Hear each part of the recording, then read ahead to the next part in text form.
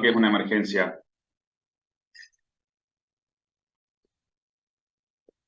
Es ¿Alguien una sabe? situación que pone en peligro la vida en este momento y que hay que resolverla ya. Ajá, bien, muy bien. Perfecto, es una situación que pone en peligro la vida en lo inmediato y si no reconocemos y procedemos, puede costar la vida. Perfecto. Y según el Colegio Americano de Medicina de Emergencia, toda aquella circunstancia nueva o inesperada que modifica la condición habitual de salud de una persona y es reconocida tanto por el paciente o por terceros y percibida como peligrosa, ¿sí? Eso es un concepto un poco más actual. Bien, podemos encontrarnos con diferentes escenarios, como ven en la foto, o sea, un paciente con diferentes cuadros, en este caso de un politraumatizado, por una emergencia puede ser cualquier otra cosa, puede ser un cuadro cardiológico, un cuadro abdominal, cualquier cuadro que puedan poner en riesgo la vida, ¿sí? Dentro de lo que son las emergencias, ahí tenemos ese cuadro, fíjense bien. Cuando hablamos de emergencia, no nos estamos refiriendo solamente a trauma, ¿tá?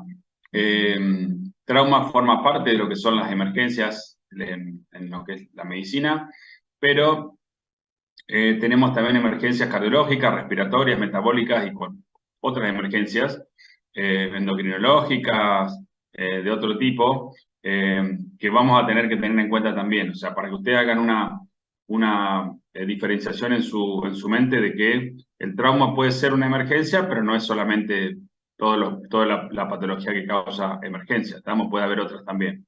Así que eso para que lo tengan en cuenta. Bueno, estas son algunas de las cosas que por ahí nos pueden ocurrir a nosotros cuando nos enfrentamos a una situación de emergencia, sobre todo si no estamos habituados a manejar situaciones de este tipo. Podemos llegar a tener diferentes reacciones, diferentes sensaciones nosotros, ¿sí? Y diferentes cambios fisiológicos que podemos llegar a experimentar.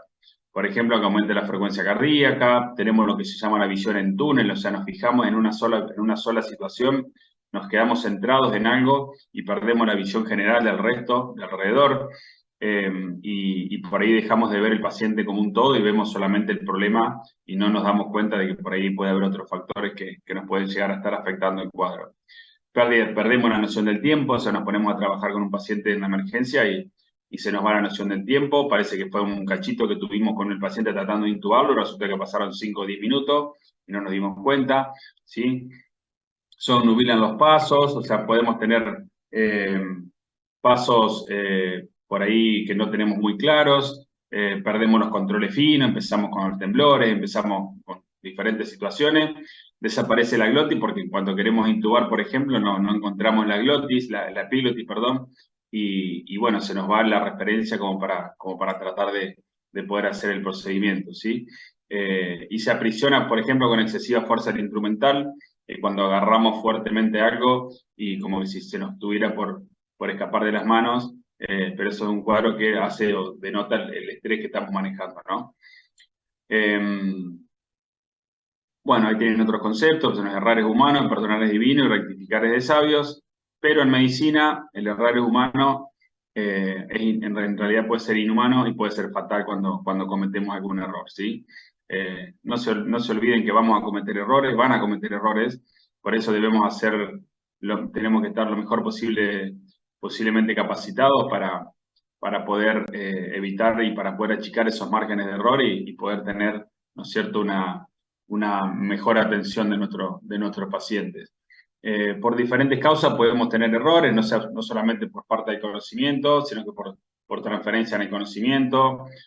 Por ejemplo, asumir que el otro lo hizo al error a la situación. Por ejemplo, recibimos un paciente que viene intubado de un derivado de otro lugar y nosotros damos por hecho o asumimos por hecho que el paciente al estar intubado está bien intubado y no corroboramos, por ejemplo, que el procedimiento esté correctamente realizado, ¿sí? Entonces, el asumir es la primera causa de error que por ahí vamos a encontrar.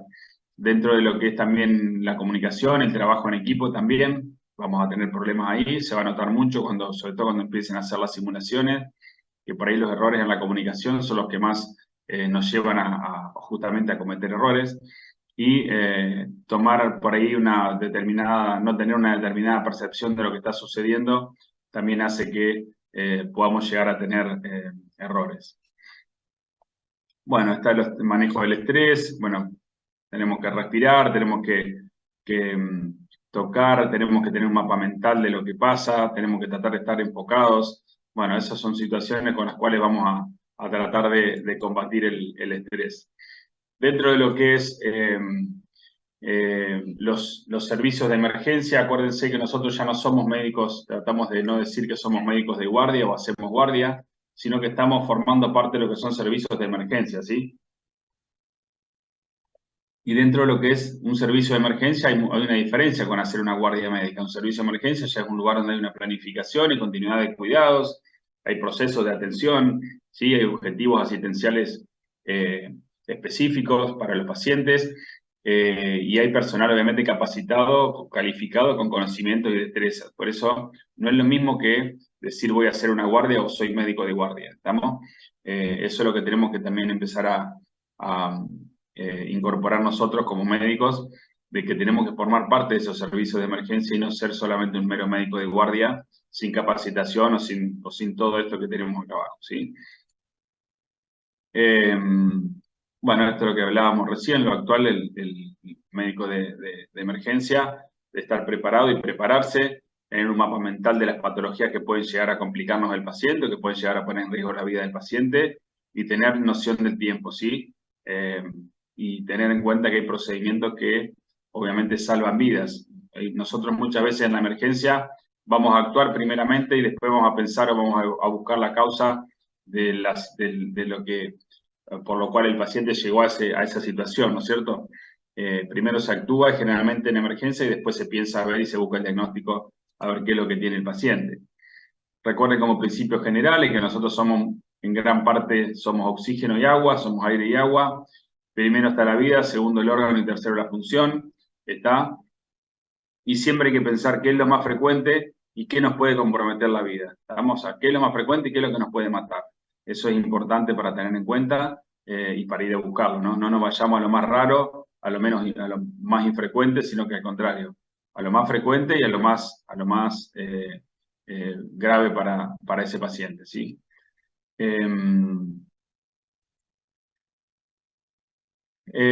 Acuérdense de la evaluación general del paciente en toda emergencia. Acuérdense que es un proceso que debe ser sistematizado. ¿Para qué? Para que disminuyamos la posibilidad de error y para reducir, para reducir esa probabilidad de que ocurran errores. Acuérdense que está la evaluación primaria, la evaluación secundaria y la evaluación terciaria. Dentro de lo que es evaluación primaria y reanimación, recuerden que acá en esta parte hay que detectar las lesiones que comprometen la vida de forma inmediata y tratarlas de forma y manera simultánea.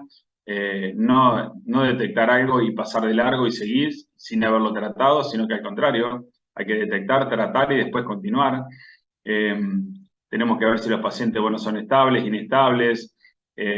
Por la situación puede ser inestable por un cuadro respiratorio, hemodinámico o alteración del sensorio. Y bueno, evaluar, ¿no es cierto?, el famoso XABCD que vamos a ver después un poco más adelante en otras clases también. La evaluación secundaria, ya cuando hemos hecho la evaluación primaria, hemos detectado las lesiones que comprometen la vida y las hemos tratado, nos da más tranquilidad para tratar el paciente y para ver qué es lo que podemos llegar a encontrar.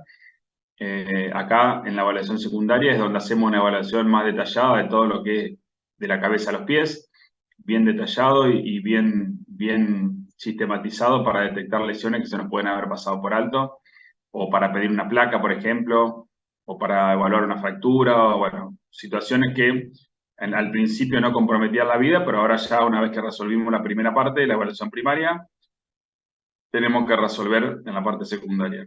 Y la evaluación terciaria no es otra cosa que, una vez evaluado el paciente, dejarlo en observación, tenerlo ahí con los cuidados necesarios y, obviamente, evaluarlo al paciente y tratar de que bueno, uno lo evalúe y lo evalúe en forma sistemática para detectar, por ejemplo, si internamos un paciente con un trauma de tórax, un trauma de abdomen, evaluarlo en las horas subsiguientes como para ver si no hay un cambio en la evolución del paciente y para ver si no hay algún deterioro como para tener que tomar una conducta. O sea, la evaluación terciaria es generalmente con el paciente internado y haciéndole exámenes físicos completos y detallados cada determinado tiempo, ¿sí? Por eso dice que ahí el objetivo es la detección del deterioro precoz del paciente. Bien, acá está lo que es más o menos lo que hablábamos de la evaluación primaria.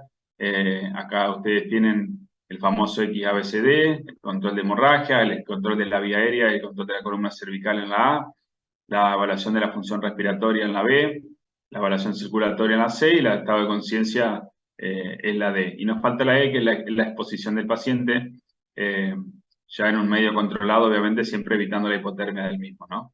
Los signos vitales que ustedes ya conocen para evaluar y para controlar en el paciente, ¿sí? Acá está lo que les decía recién, lo que es la evaluación en el paciente, sobre todo traumatizado, ¿sí? El XABCD es la evaluación vertical o la tensión vertical del paciente, y la tensión horizontal es evaluando cada uno de ellos, cada uno de los ítems y tratando de solucionar cada uno de los ítems que encontremos con alguna alteración. Bueno, después tenemos diferentes situaciones que podemos encontrar también. El paciente puede estar crítico, puede ser un paciente emergente, puede ser un paciente que no tenga gravedad. ¿Sí? El paciente crítico, lo que dijimos por ahí, es el paciente que tiene alteración de alguno de los componentes del ABCD, con alta probabilidad de muerte si no se realiza algún procedimiento o intervención inmediata. ¿Sí? El paciente que está alterado, que tiene alguna alteración, no sé, está hipotenso, está taquicárdico, está con un estado de shock, y tenemos que tratarlo y tenemos que ponerlo en condiciones. Y ese es el paciente crítico. El paciente emergente puede ser alguna otra patología que no nos pongan en compromiso al paciente en forma inmediata, pero, por ejemplo, puede ser, no sé, una apendicitis aguda, que si yo sé que si la dejo evolucionar, por ahí sí voy a tener compromiso del paciente, pero en lo inmediato no me pone en peligro la vida, ¿está? Y el paciente de baja gravedad es algún paciente que tenga algún cuadro con lesiones mucho más leves y que en realidad no nos pongan en peligro la vida y podamos tomar una conducta con mayor tiempo y mayor tranquilidad para poder solucionarlo. ¿Cuál es el objetivo de la reanimación inicial de los pacientes? Bueno, es minimizar la pérdida sanguínea siempre cuando hacemos la evaluación inicial, maximizar la perfusión tisular y tratar de oxigenar lo mejor posible el paciente, ¿sí? Cuando hablamos de habilidades técnicas, hablamos de ciertas habilidades que nosotros debemos tener para enfocar y para tratar a los pacientes.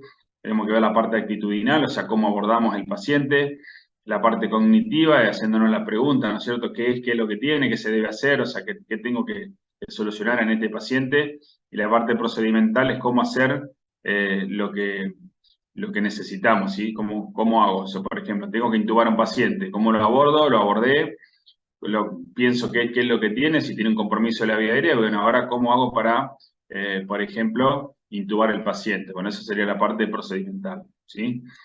Y las habilidades no técnicas son las habilidades que, como hablábamos, la comunicación entre el médico y el paciente o los familiares, la comunicación entre nosotros mismos, entre los profesionales, la comunicación dentro del equipo de trabajo, ¿sí? Y el manejo de los recursos que vamos a tener por ahí para poder manejar la situación, o sea, lo que se llama manejo de los recursos en crisis. Bien, ¿qué hacer con los pacientes críticos? Bueno, lo que decíamos antes, accionar rápido, controlar, manejar rápido la vía aérea, proveer asistencia respiratoria, control de las hemorragias, colocar una vía, bueno, disminuir la presión intracraneana en caso de que haya un traumatismo de cráneo, reanimación en cardiopulmonar en caso de que haya un paciente en paro cardiorrespiratorio. Bueno, eso es lo que hay que hacer con los pacientes críticos, ¿sí? Hay que tratar de actuar y después, bueno, actuamos y después vemos a ver qué es lo que pasa, generalmente, ¿sí? Esa es la premisa. Después tenemos distintas etapas en la atención del paciente. Tenemos una etapa que es la escena donde está el paciente, ¿sí?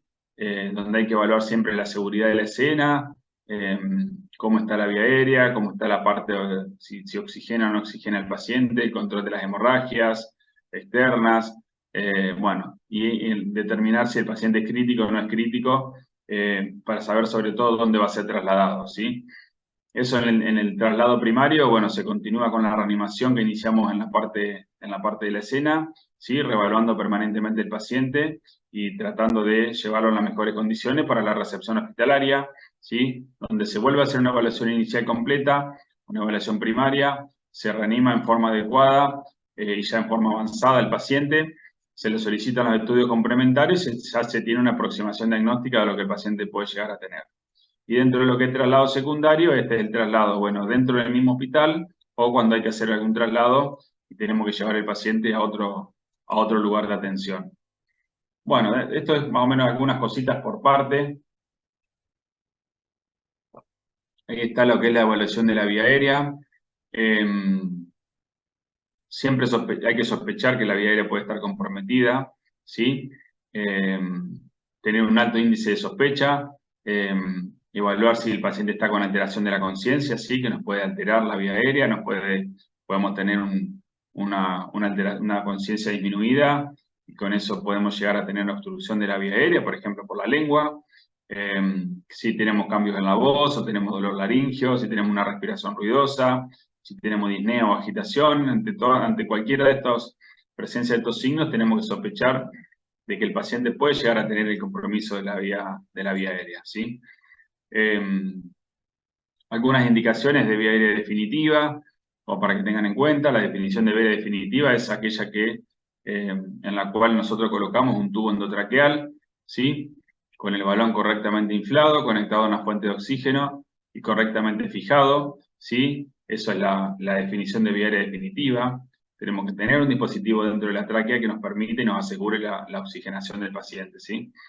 En estos casos, bueno, podemos llegar a necesitar una vía definitiva, la capacidad de proteger la vía respiratoria, en posibilidad de ventilar, de oxigenar, o anticipándonos a una evolución clínica, por ejemplo, no sé, una ACV, donde sabemos que el paciente va a comprometer el estado de conciencia y vamos a terminar que, por ejemplo, teniendo que intubarlo y, bueno, porque la evolución sabemos que no va a ser la mejor, ¿sí?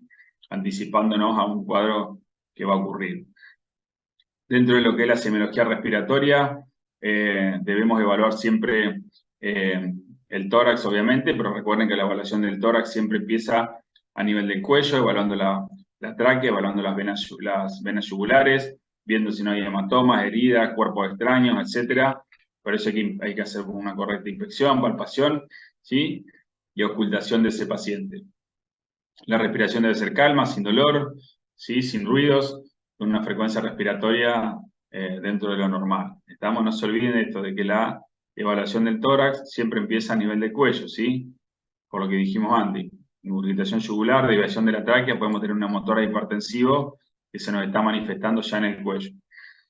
Las lesiones que comprometen la vida de forma inmediata, bueno, son todas estas, que ustedes ya por ahí las saben. La obstrucción de la vía aérea, el neumotórax a tensión y neumotórax abierto, la disrupción traqueobronquial, el neumotórax masivo, el taponamiento cardíaco y las lesiones cardiovasculares mayores, realmente por trauma, ¿sí? Estas son las lesiones que ponen en riesgo la vida del paciente y que nosotros debemos detectar en la evaluación primaria y debemos tratar, ¿sí? Estas son las 7 lesiones que debemos encontrar en la revisión primaria y darle una solución.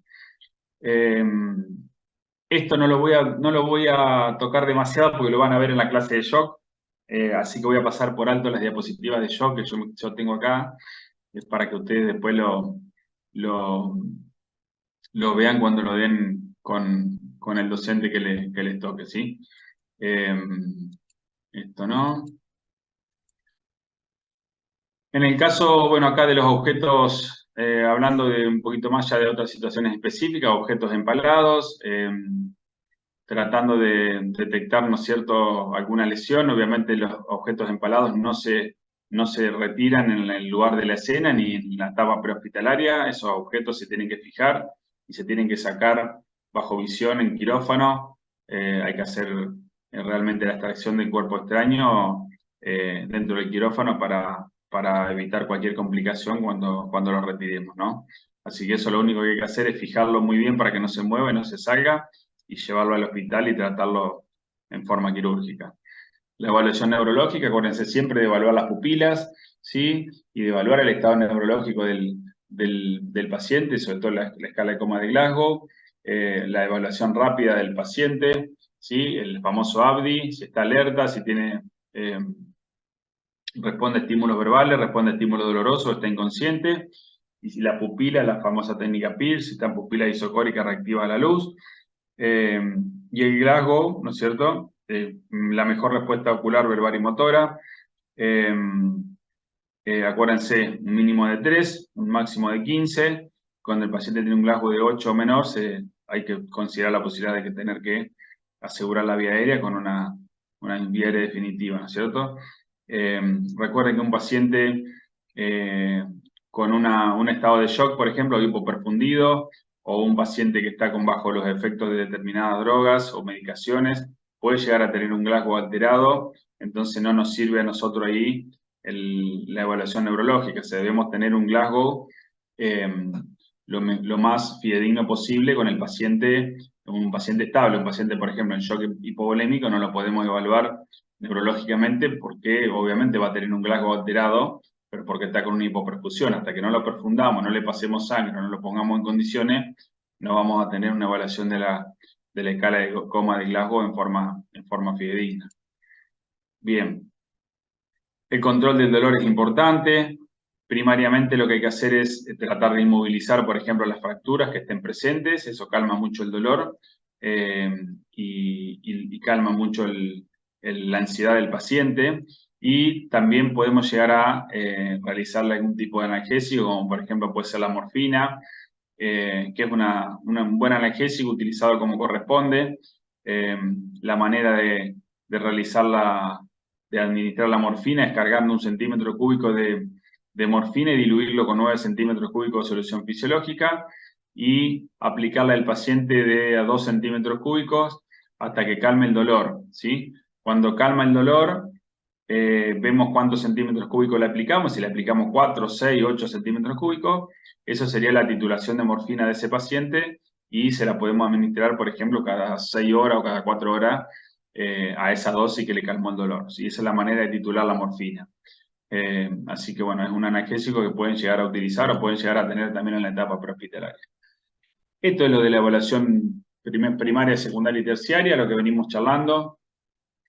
Lo que dijimos de la revisión primaria es detectar las condiciones del paciente que ponen en peligro la vida. Acá como método complementario solamente podemos llegar a hacer una ecografía FAST, que es la evaluación, ¿no es cierto?, del abdomen por ecografía, buscando líquido libre.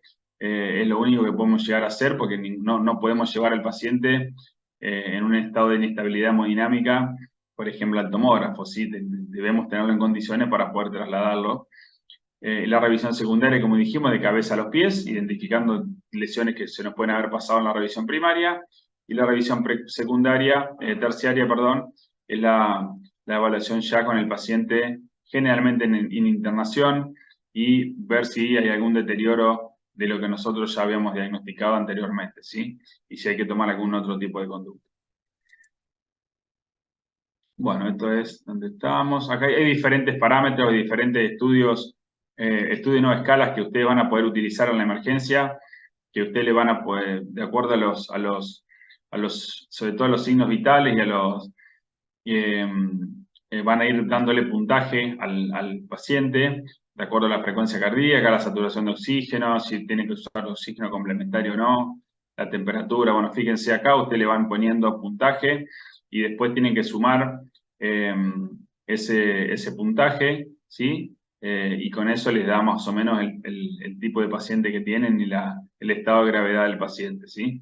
Acá tienen, ¿ves? Si tienen un puntaje de 0 a 4, el riesgo es bajo, controles habituales, bueno, conducta habitual de acuerdo a la patología y el tiempo de respuesta habitual. Y cuanto más puntos tienen, más riesgo tiene el paciente y otras conductas deben ir tomando, ¿sí? Acá hay otra de las escalas que son parecidas. Bueno. Bueno, dentro de lo que es el equipo de emergencia debemos tener siempre El concepto de liderazgo, debemos tener siempre alguien que por ahí pueda llegar a manejar un poquito mejor la situación, a lo mejor alguien que ya tenga una capacidad de liderazgo y que pueda llegar a organizar mejor el equipo para poder trabajar correctamente en equipo y poder sobre todo tener una buena comunicación con el resto de los participantes del equipo y tomar correctas decisiones. Eso es importante porque lo van a ver ustedes cuando empecemos a hacer simulación de alta complejidad, la comunicación y el liderazgo se nota mucho cuando hay algún escenario que es complejo y cuando no hay alguien que por ahí tome las riendas y organice un poquito, se desordena un poco la situación. Y bueno, por obviamente tener conciencia de la situación, de lo que está pasando con el paciente, ¿no es cierto? Eso es importante. Dentro de los factores humanos que podemos llegar a tener, bueno, organización en el lugar, diseño del equipo, registrar por escrito todos los procedimientos, eso es muy importante, tener registro escrito, sobre todo en los procedimientos médicos legales, hay que tener en cuenta eso, y obviamente la capacitación periódica que debemos hacer y tratar de formarnos siempre y tratar de estar correctamente capacitados en el manejo, sobre todo del paciente crítico, ¿no es cierto? Eso es muy importante. Esto es una técnica que se puede utilizar, ¿no es cierto?, para hacer la transferencia del paciente, las famosas técnicas VAR, cuando ustedes deben transferir un paciente a otro equipo, teniendo en cuenta, por ejemplo, en la S, la situación del paciente, ¿sí? La identificación del profesional y del paciente, indicando, ¿no es cierto?, todos los datos del paciente, cuál es el motivo de la consulta, los signos, los síntomas que el paciente tenía. La B es la información del paciente que recabaron, información referida al evento, qué ocurrió, dónde ocurrió, cómo ocurrió, el tiempo de duración, la medicación que el paciente puede haber recibido, etc. La A es la evaluación del paciente, todos los datos de los signos vitales que ustedes detectaron en el paciente, si está estable hemodinámicamente o no, qué procedimiento le realizaron al paciente. Y la R es cuando nosotros por ahí hacemos o podemos realizar o podemos sugerir alguna recomendación al equipo que lo está recibiendo el paciente. ¿Sí? Nosotros, por ejemplo, podemos decirle, mira, me parece que tiene un traumatismo de tórax eh, con derrame pleural por la clínica que tiene, bueno, capaz que hay que hacerle una ecografía o hay que hacerle una placa o lo que sea. Bueno, es una sugerencia que le puede dar el equipo ¿cómo es? Que está entregando el paciente al equipo receptor, ¿no es cierto? Eh, Así que bueno, es una técnica que por ahí está bueno para que la tengan en cuenta para en el momento que tengan que ustedes presentar el paciente a otro equipo de trabajo. Bueno, en cuanto a esto, en cuanto al conocimiento, en cuanto a lo que es, acuérdense que en cuanto a la pirámide de Bloom, acá la tienen, en la base está recordar, ¿sí? Conocimientos teóricos sobre todo, comprender, aplicar esos conocimientos, poder tener la capacidad de analizar, evaluar y obviamente crear.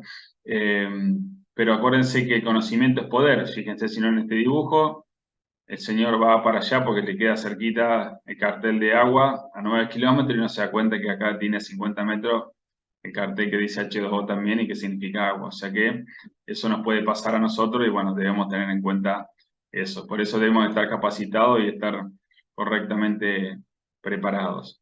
Esto es un cuadrito importante que está muy bueno para que tengan en cuenta. Siempre en todo equipo debemos tener la capacidad de poder hacer una evaluación de lo que hemos hecho y esto creo que es muy importante. Debemos tener actitud, como dijimos al principio, la actitud en cuanto a la situación de emergencia, qué actitud voy a poner yo para tomar participación, ¿no es cierto?, con una determinada situación, si estoy apto para determinada situación o para resolver determinada situación y realizar una autocrítica de todo lo que hemos realizado, si eso es importante. O sea, una vez que terminó, sobre todo si hemos cometido errores o hemos tenido algún problema, realizar una autocrítica para saber realmente y analizar realmente qué es lo que pasó con el paciente y poder mejorar para la próxima que nos toque enfrentar una situación complicada, ¿sí? Así que eso es importante. La actitud, la aptitud y la autocrítica del equipo creo que es una de las cosas más importantes. Bueno, tener recursos humanos capacitados, no como en este caso, que tenían todo auto 0 kilómetros, frenaron y chocaron todo en cadena. Pero bueno, tener en cuenta que debemos tener recursos humanos capacitados también. Esto no, porque ya dijimos que lo van a ver después.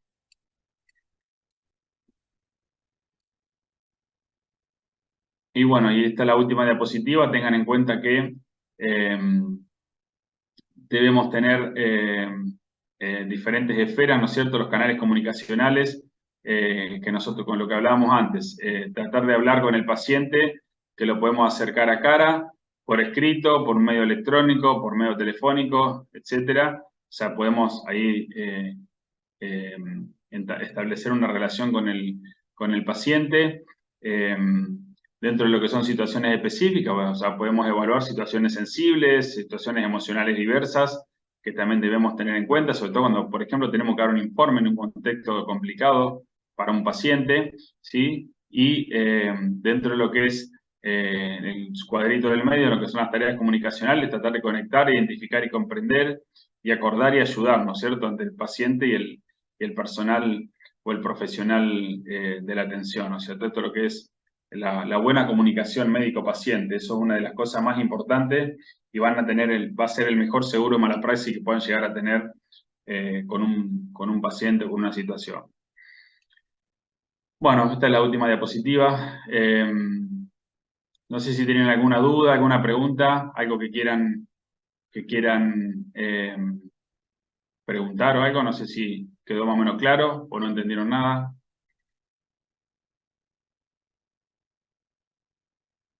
¿Entendieron bien?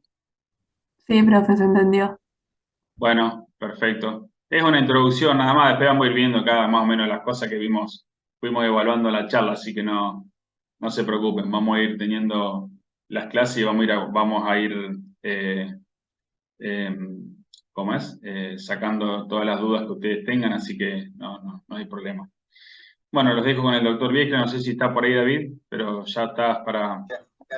Sí, sí, sí. Sí, Ya te ya dejo estamos, para... ya arranco yo, Santi. Dale, buenísimo. Bueno, chicos, nos estamos viendo. Me voy un momento aquí al sanatorio. Nos vemos. Adiós. Gracias. Adiós. Muy bien. Gracias, Santi. De nada. Doctor, disculpe, hay una compañera en sala de espera que se le Sí, salió el Mangol. Zoom. ¿Qué le pasó a Mangol? ¿Recién ingresa? No, no, se le salió y volvió a entrar. Ah, ok. Ah, sí, está en el presente. Ahí ya la aceptamos.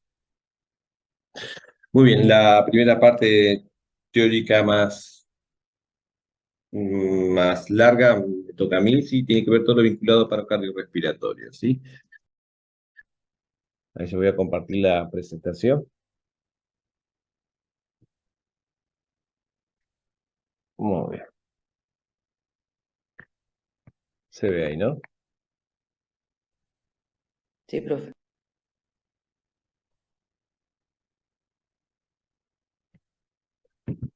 Bien. Bueno, pero mientras tanto esperen que les digo los grupos, ¿sí? Si pueden anotar, así ya nos sacamos de encima esto también. Una cuestión organizativa. Grupo A, ¿tienen para anotar? ¿Sí? Carrizo, ¿está? Vayan, Sí, vayan diciéndome presente. Carrizo, Gustín, Agustín. presente. Muy bien, Luna, Presente. Maidana, Maidana, Presente, bien. presente, Marmacop, Presente. Marchese, Presente. Páez Allende, Presente. Pujato, presente, Ramírez Fontana Rosa, Presente. Rolón, presente, Ruiz, Ruiz Valeria, Presente. Salcedo, Presente. bien, y Escarpín. Ustedes, los que nombraste recién, Presente. son grupo A, ¿sí? ¿Queda claro? Todos los que nombré hasta ahora son grupo A. Sí, profe. Muy bien. Grupo B, Sánchez Tomás, Presente. Muy bien. Schmidt-Halter. Schmidt-Halter, Brian. Presente. Muy bien. Grupo B. Esire. Presente. Silombra. Solari. Presente. Sosa. Presente. Bien. Spengler. Presente. Spies. Presente. Stangelini. Presente. Tamaño. Presente. Tizoco. Toselo. Tizoco. ¿Está? Presente. Toselo. Toselo. Tizoco. Tizoco no está. Tizoco a la 1. Tizoco a las 2. No está Tizoco. Díganle que tiene ausente. ¿Sí? Y Valente Agostina. Todos esos son grupo B, los que nombré hasta recién. Grupo C de casa. Mangol. ¿Está Mangol? ¿Volvió a entrar? Presente. Martinati. Presente. Mateu. Presente. Mateu. Presente. Mendoza. Presente. Mion. Presente. Bien. Molet. Presente. Morales. Presente. Moreira. Presente. Morero. Presente. Müller Carolina. Presente. Müller Claudia. Presente. Neffen. Presente. Ortiz. Presente. Muy bien, todos esos son grupos C, C de casa. Y por último, el grupo D, de dedo, ¿sí? Es Catolini, Presente. Presente. es Ciamarella, Presente. Sepúlveda, Presente. Troncoso, Presente. Valdés, Presente. Villa, Presente. Viñuela, Presente. Viola, Bot, Presente. Bot María José. Bot María Presente. José. Bot Noel, Presente. Botero, Presente. Gwen, porque el otro no lo voy a nombrar, va a ser Gwen nomás, Presente. y Yori. Esos son grupo D. ¿Queda claro? ¿Eh? ¿Listo? Muy bien. Profe, yo te había mandado si podíamos agregar a Marco Rolón a nuestro grupo. No sé si se puede cambiar o no. Déjamelo ver después. Ahora de inicio esto. ¿Sí? Dale, dale. Bien. Bien. Entonces ya para no perder tanto tiempo, ¿sí? Vamos directamente con una pequeña definición, ¿sí? De lo que es un paro cardiorrespiratorio.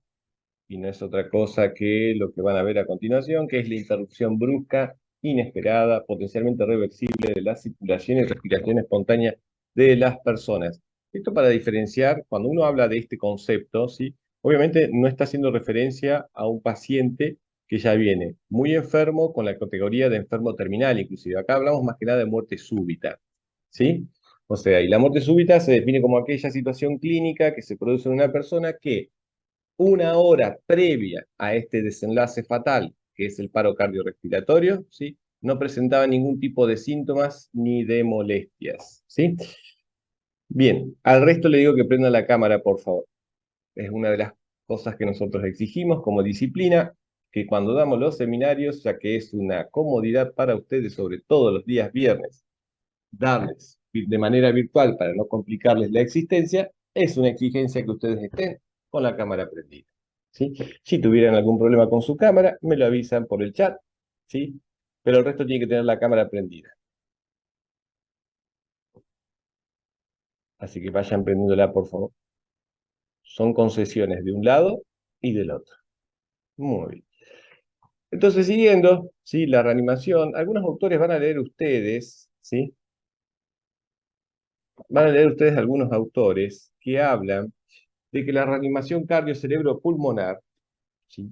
Perdón, que es más correcto hablar de una reanimación cardio-cerebro-pulmonar, y no está mal, porque en realidad, sí, los centros autónomos que regulan sobre todo la función del corazón y de los pulmones se encuentran a nivel del cerebro, ¿sí? Que es la verdadera muerte, ¿sí? Es cuando ya hay lesión cerebral irreversible y no hay chances de que la persona eh, vuelva a vivir, vamos a decirlo de una manera coloquial, ¿sí? Por eso van a ver que algunos autores, sobre todo Peter Safar es uno de los grandes investigadores acerca de muerte súbita y este, todo lo que que está vinculado al manejo del paro cardiorrespiratorio. Entonces, la reanimación cardio-cerebro-pulmonar o reanimación cardiopulmonar, ¿sí? Son medidas que intentan reemplazar la circulación y la ventilación de un paciente a través de maniobras de distinto tipo, básicas y avanzadas. ¿Cómo se diagnostica un paro cardiorrespiratorio? Y esto es importante, esto no es la definición, esto es cómo se diagnostica clínicamente esta situación, ¿sí? Pérdida de la conciencia. Recuerde nada más que no toda persona inconsciente está en paro cardiorrespiratorio, sí toda persona que está en paro cardiorrespiratorio por definición va a estar inconsciente, y eso sépanlo. Causas de paciente inconsciente múltiples, ustedes ya algunas conocen, ¿sí? Ausencia de pulso, y hablamos de un pulso central, no hablamos de un pulso periférico, acá hacemos referencia al pulso carotídeo. Y la ausencia de respiración, ¿sí? La apnea, es decir, falta de movimientos en la pared del tórax, pero ojo que a veces, ¿sí? Existe esto que se llama, ¿cómo es? Respiración agónica, ¿sí? No sé por qué no me lo tomo, ya se lo voy a mostrar cuando cosa. Ahí está.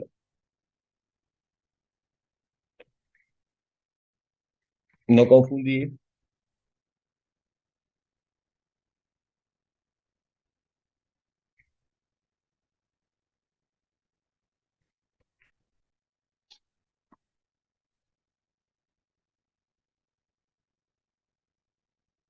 Bien, ¿por qué les marco esto? Porque yo les dije, ojo, que está en apnea, sí, la apnea se define como falta de movimientos respiratorios del tórax, pero hay una excepción que es la respiración agónica, donde ustedes, por definición, encontrarían movimientos en la pared torácica, pero son movimientos al azar, son movimientos no efectivos con lo que tiene que ver con respecto a la ventilación. Se interpreta como si no la tuviera, ¿cierto? Se interpreta como si el paciente estuviera en apnea, ¿sí? A pesar de que tiene movimientos respiratorios. Estos son los últimos intentos de las neuronas que están localizadas a nivel del centro respiratorio de brindar un mecanismo de lucha contra la hipoxemia que se ha detectado a través de los quimiorreceptores, ¿sí? Esas características tienen, ¿ven?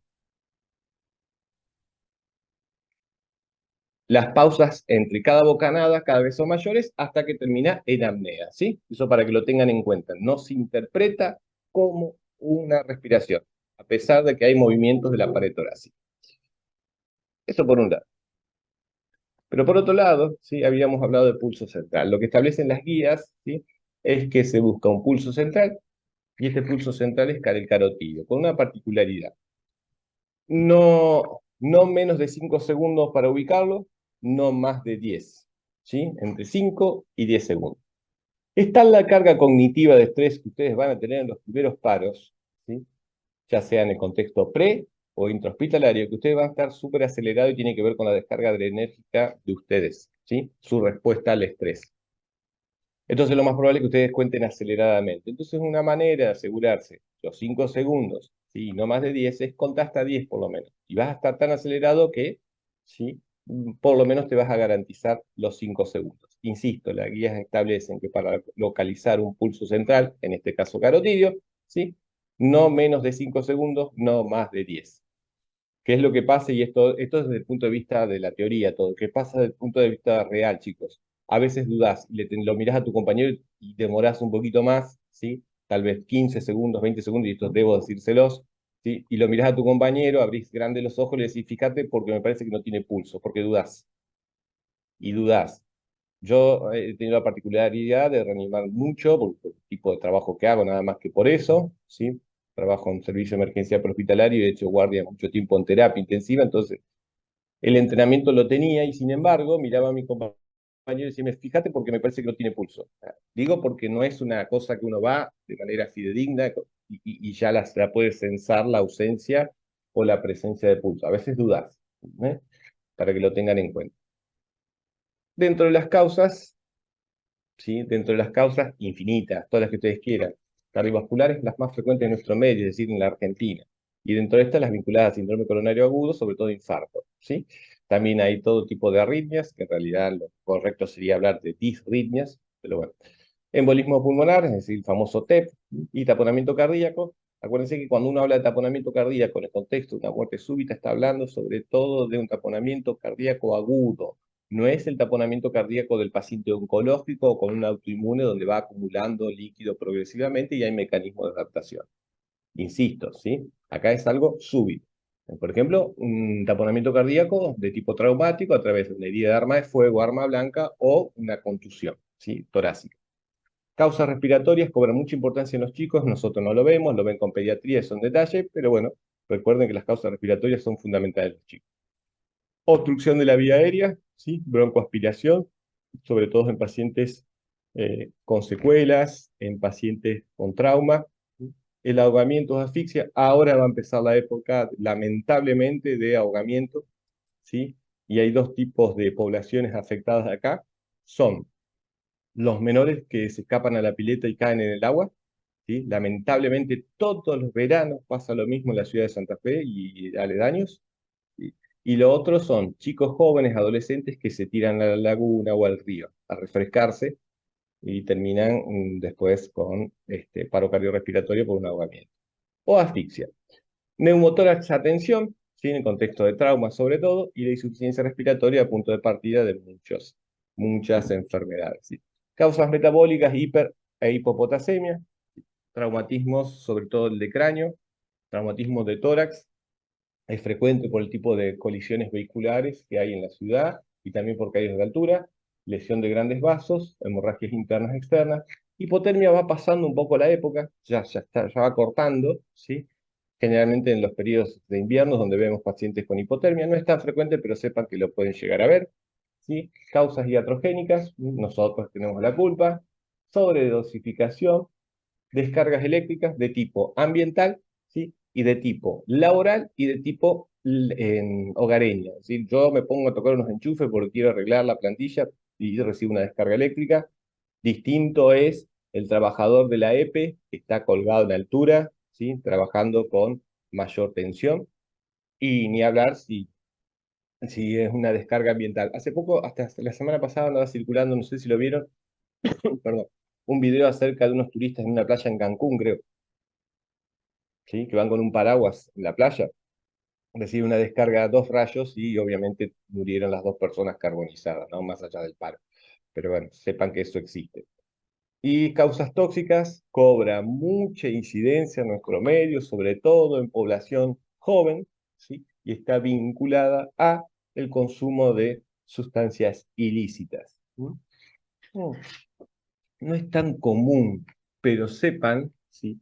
Sepan ustedes que tenemos dos tipos de intoxicaciones acá. Una con fines autolíticos, y lamentablemente, eso sí les tengo que decir que se ve cada vez más, ¿sí? Esa es una. Y la otra es con fines recreativos. Pero yo no he tenido en mi experiencia paros, ¿sí? O he actuado o reanimado en paros con personas que consumieron sustancias ilícitas con fines recreativos. Sí, cuadros de dolor de pecho, cuadros de pérdida de conocimiento, tipo síncope, dificultad respiratoria y palpitaciones. No así paros, pero sepan ustedes que existe. Sobre todo con los simpático-miméticos como la cocaína. Distinto esta causa a lo que ocurre en Estados Unidos. En Estados Unidos, acuérdense que está el tema del fentanilo, ¿sí? Y ahí sí tienen muchos paros cardiorrespiratorios por el consumo de fentanilo. Acá hubo, creo que a principio de año fue la famosa Puerta 8 en Buenos Aires, ¿sí? Donde había cocaína mezclada, adulterada con algún derivado del fenta. Bueno, ahí sí hubo, yo no sé si ustedes lo vieron a eso, lo escucharon, y varios pacientes que ingresaban en paro cardiorrespiratorio, sobre todo respiratorio a las guardias, y era un hecho dramático. Consumían y al toque estaban en paro. Bueno, esa es una cosa, sepan ustedes también, y esto sí tiene que familiarizarse, porque ustedes van a salir dentro de 2 meses a trabajar, que El abuso de fentanilo va creciendo despacito todos los días, ¿sí? No sé de dónde lo sacan, ¿sí? También el uso de ketamina, para que lo sepan. Y otras causas, ¿sí? Siguiendo con el tema, la sepsis. Bien, una vez hecho el diagnóstico de paro cardiorrespiratorio, que es lo que van a hacer ustedes ya como médicos y no como legos, y esa es otra cosa que ustedes tienen que entender. Yo los voy a mirar a ustedes y voy a decir, doctora o doctor, ¿qué hacemos? ¿Sí? Olvídense de lo que han aprendido acá en tercero. Acá ya no es pido ayuda, la ayuda sos vos. No es llamo al servicio de emergencia, el servicio de emergencia sos vos, o sea, vos fuiste a un domicilio a la vía pública. O la Guardia General te lo trajeron a vos, te lo trajeron al paciente a vos, ¿sí? O te llaman del piso, doctora, venga, que hay un paciente, cama 5 está en paro. ¿Eh? Entonces, ojo con eso porque exige un reseteo de su mindset, o sea, de su configuración mental, ¿no? O sea, acá ustedes son la ayuda, ya no queda otra. Ustedes son los y las médicos a cargo, ¿sí? Entonces, una vez realizado el paro, ¿qué hacen? Hay que seguir las recomendaciones de quién, de distintas entidades internacionales, como por ejemplo AJA, ¿sí? O puede ser Consejo Europeo de Reanimación. Acá les aclaro una cosa, hay sutiles diferencias entre Norteamérica, Estados Unidos y Europa. Todos, ¿sí? Todas estas asociaciones van a ver que falta la de Oceanía y de Nueva Zelanda, y no me acuerdo la asiática, ¿sí? Son todas asociaciones, ¿sí? O comité de expertos que brindan sus recomendaciones.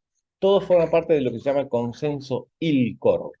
El consenso ILCOR es un gabinete, ¿cómo decirlo?, superior que toma las recomendaciones, los hallazgos de los estudios de cada una de estas entidades académicas y emite comunicaciones cada 5 años, ¿sí?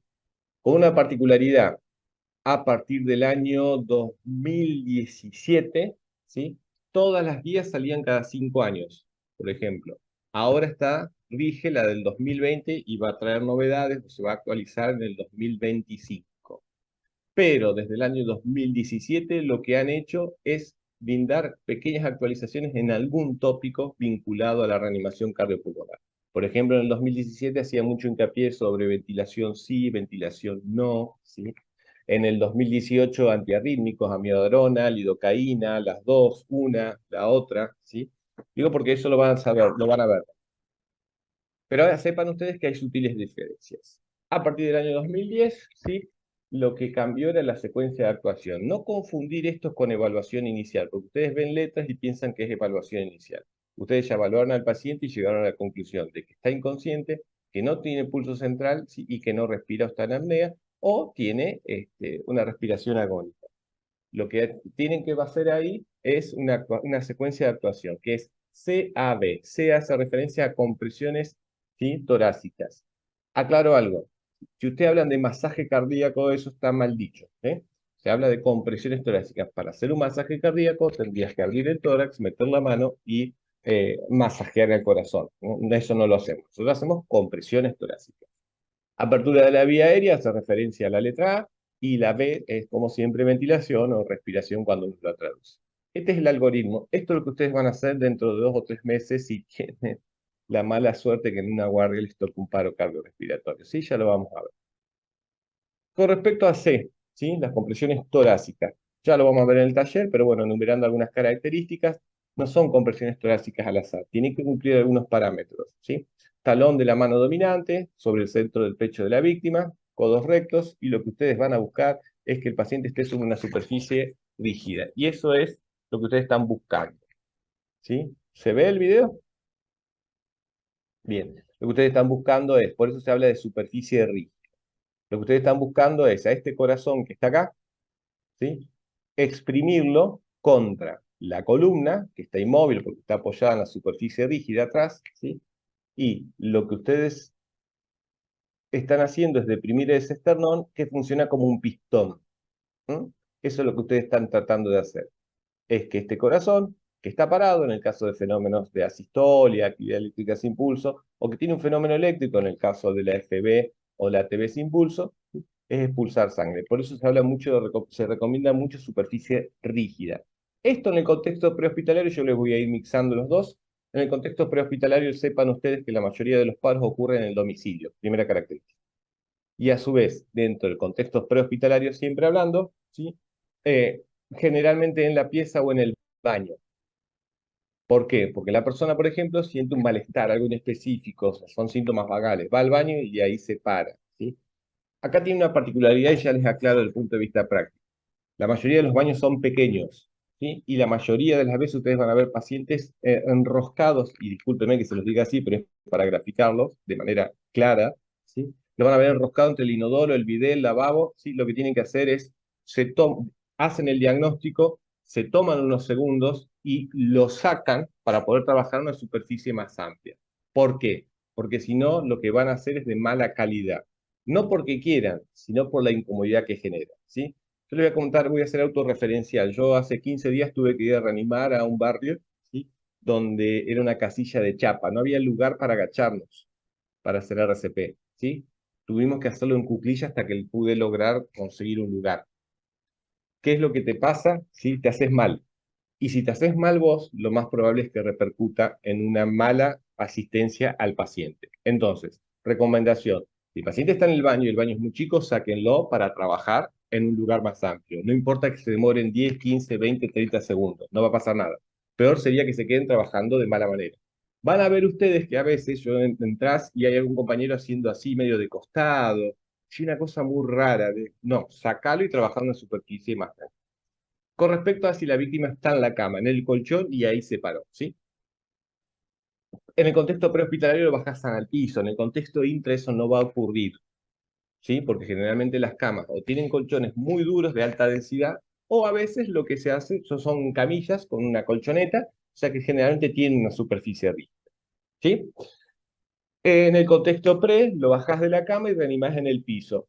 Hay una recomendación sutil, y esto lo estudian mucho los japoneses, ¿sí? De superficie rígida, tabla, cama, ¿sí? Colchón del hospital, colchón en la casa de la persona. Dicen que vos podés hacer compresiones con el paciente sobre la cama, pero andás sabiendo que para alcanzar la profundidad indicada vas a tener que hacer mucha fuerza, más fuerza que lo normal. Y esto te va a llevar a que te canses o te fatigues antes. Entonces eso va a repercutir en la calidad de las compresiones. A veces ya van a ver en la facultad, ¿sí? En el contexto intrahospitalario se coloca lo que se llama una tabla de reanimación. Esto que parece tan sofisticado es como una tabla espinal, el mismo material, pero cortita, y se pone atrás, ¿sí? Entre el dorso de la persona y el colchón para poder brindar cierta superficie rígida para hacer compresiones. ¿Alguna duda con las compresiones hasta acá? ¿Queda claro lo que ustedes están buscando? ¿No? ¿Sí? Sí, Sí. Bueno, eso es lo que ustedes están buscando. Por eso se insiste sobre superficie rígida. Bien, sepan ustedes que obviamente hay estudios y demás, ¿sí? Esto no tiene nada que ver, me parece, pero bueno, esperen nada más que les termine mostrando algo.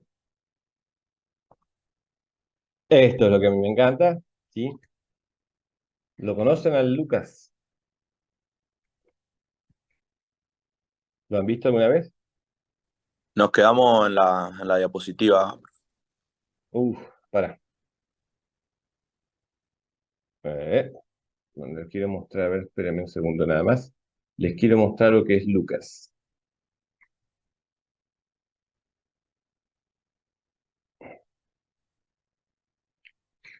Como siempre, la medicina avanza, ¿sí? No, este no es. Y empezamos a buscar cosas y obviamente empezamos a ver si el asociar tecnología repercute, ¿sí? En una mejor probabilidad de chance de sobrevida. Entonces, ahí sí, Sí, ahí se ve. Sí, sí.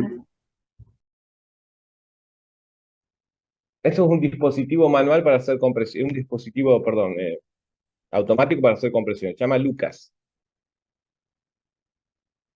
¿Ven lo que hacen?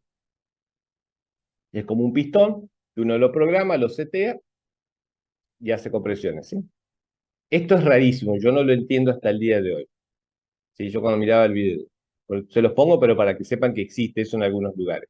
¿Por qué meterías a un paciente en consonancia con lo que decía Santiago? ¿Por qué meterías a un tomógrafo a un paciente que tiene un dispositivo para hacer compresiones? Sí, es por las dudas, obviamente, ¿no? Pero sería poco lógico. ¿Mm? Pero bueno, sepan que en algunos lugares lo pueden llegar a ver.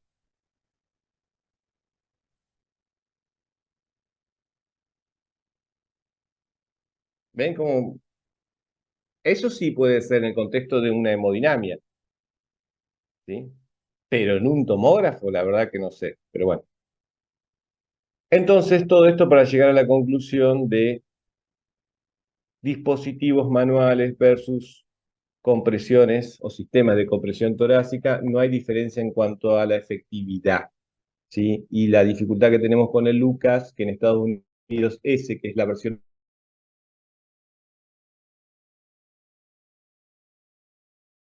número 3, ¿sí? Cuesta se tiene ingresarlo, ¿sí? Es imposible. ¿Estamos hasta ahí? O sea, uno tendría la asociación de las manos versus un dispositivo, tendría que ser mejor el dispositivo, ¿o no? Bueno, en este caso no se ha mostrado diferencias. Con respecto a ¿sí? Bueno, y compresiones, lo único para terminar, ¿sí? Mano dominante, 5 o 6 centímetros de profundidad, permitir la expansión, entonces lo vamos a repasar mucho en el taller, así que no se preocupen, ¿sí? Minimizar las pausas, 100 a 120 compresiones por minuto y ustedes van a reanimar por 2 minutos, o sea que van a hacer 200 a 240 compresiones totales. ¿Se ve ahí las diapos o no? Porque me marca conexión inestable. Sí, profe, Sí, se sí, ve. se ve. Bien, con respecto a, ¿sí? Esto es el miedo de ustedes.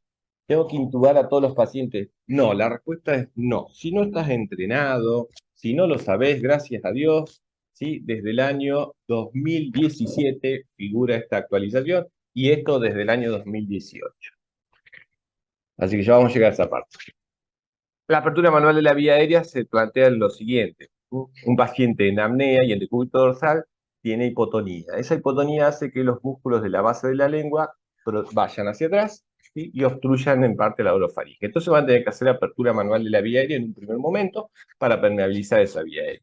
Dos tipos de maniobras, ¿sí? Algunas ya conocen, frente mentón, contraindicada totalmente en pacientes con sospecha de lesión cervical asociada. En ese se hace tracción mandibular. Hasta ahí lo único que hicieron es abrir con las manos la vía aérea. Aparecen los ayudantes, esto lo van a ver el día miércoles más en detalle con Marcos. Aparecen los ayudantes de la vía aérea, ¿sí? Que son, por ejemplo, una cánula orofaringe. Hasta ahí lograste abrir la vía aérea, lográs mantenerla abierta a través de un dispositivo, que es la cánula orofaringea, y vas a meter aire con presión positiva. Eso es lo que hacemos con un ambú, por ejemplo, ¿sí? Con una bolsa máscara válvula, lo que hacemos es meter oxígeno con presión positiva. Ustedes creen que hay que intubar a todos los paros, y esto no es así, ¿sí? Sí se ha visto que el control temprano de la vía aérea de manera definitiva, es intubar, en el contexto intrahospitalario, mejora un poco la sobrevida. Tampoco es la panacea, pero sí la mejora. En el contexto prehospitalario o extrahospitalario es contradictorio, y a las guías lo que recomiendan es dejar la intubación para cuando lo saques del paro, ¿sí? O sea, cuando tuviste retorno de la circulación espontánea, ahí intubarlo de manera más tranquila. Algunos aspectos a tener en cuenta. Los paros en el contexto prehospitalario se reaniman en el lugar, no se trasladan. Vos no trasladás un paciente que lo encontrás en una plaza para reanimar en el hospital. No trasladás un paciente que está en paro en un domicilio para reanimar en el sanatorio. ¿Queda claro ese concepto? Los paros se reaniman en el lugar. Si tienen un retorno de la circulación espontánea, se trasladan con los cuidados post-paro, sabiendo que un paciente que estuvo en paro, que ustedes lograron el retorno de la circulación espontánea, tiene altas chances de volver a entrar en paro, por lo menos en lo inmediato. Eso sépanlo, por eso es tan importante controlarlo cada 2 minutos, ¿sí? Por lo menos en los primeros momentos. Entonces, ¿sí? Lo que dicen las guías es lo siguiente. Divide los dos escenarios, pre e intra. En el intra, ¿sí? Generalmente lo que se plantea es que si hay personal entrenado, ¿sí? Si vos toda tu vida estás haciendo una guardia, sos anestesista, terapista o contás con ese tipo de especialistas en una guardia general, hay que hacer un manejo temprano de la vía aérea con un tubo endotraqueal, ¿sí? Del otro lado, en contexto prehospitalario, si tu tasa de éxito o eh, si tu tasa de éxito no es la más alta o nunca intubaste, no lo quieras hacer ahora, ¿sí? Manejalo con dispositivos supraglóticos que ya veremos, ¿sí? Máscara laringe, perdón, o una cánula orofaringea de tamaño adecuado con un buen sello de la máscara del AMBU. Si la tasa de éxito es alta, ¿sí? Podés intubarlo en el contexto prehospitalario. Otra particularidad, y esto sí vayan aprendiéndolo, es un paciente que está en paro cardiorrespiratorio. No se hace secuencia asistida por drogas o secuencia de intubación rápida. Se hace lo que se llama intubación crash, o sea, intubamos así nomás. ¿Por qué? Porque todo lo que sea reflejos, ¿sí?, de la vía aérea están abolidos. El paciente está en paro. ¿Sí? ¿Hay alguna bibliografía por ahí que dice que habría que o se beneficiaría de alguna ampolla de succinilcolina un paciente en paro al cual vamos a intubar? Poner algunas fasciculaciones, pero es una recomendación muy liviana. El concepto general es que paciente en paro, ¿sí?, al cual van a intubar, se hace intubación crash y se denomina así, sin drogas. ¿Sí? Ahora, no es lo mismo si lo sacaste del paro y lo querés intubar. Ahí las cosas cambian. Sí tenés que hacer intubación asistida por drogas, porque has recuperado parte de los reflejos de la vía aérea, ¿no? Dentro de los dispositivos supraglóticos, máscaras laringeas, esto ya lo van a ver en el taller de vía aérea la semana que viene. La 1 es una máscara laringea de primera generación, ¿sí? Fíjense que con un balón para inflar, y estas son las e-gel que son mucho mejor. ¿Por qué? Porque no tienen un balón y eso lo que te permite es que, por ejemplo, no se pinchen. Y lo otro, este material que es un hidrogel, es termomaleable, o sea, cuando se introduce en la vía aérea de la persona, el calor de la temperatura interna del organismo hace que se adapte mejor a las irregularidades de la anatomía.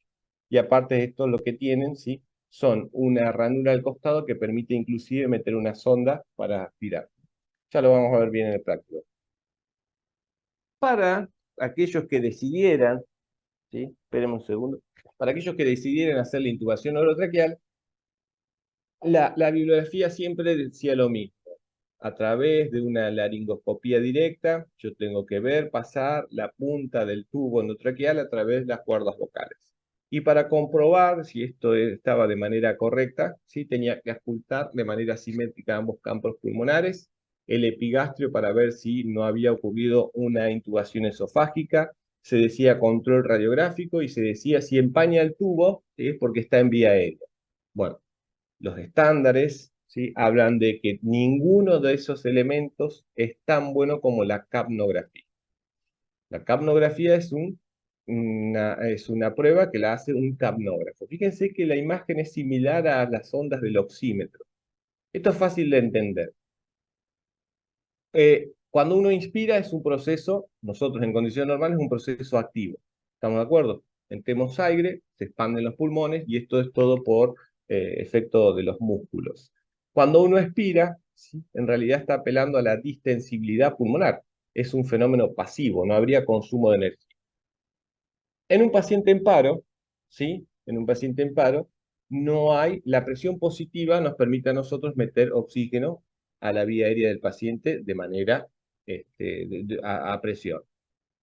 Ocurre la distensión pulmonar por lo que nosotros acabamos de hacer y hay retroceso pulmonar y ahí, ¿sí?, va a haber un poco de CO2 que es emitido por la vía aérea del paciente como si fuera una expiración normal.